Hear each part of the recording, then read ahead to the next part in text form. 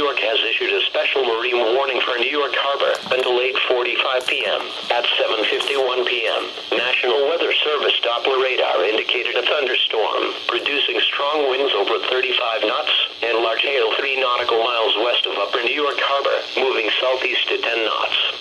The thunderstorm will be near Upper New York Harbor around 8:10 p.m. The Verrazano Narrows around 8:20 p.m. Lower New York Harbor around 8:35 p.m.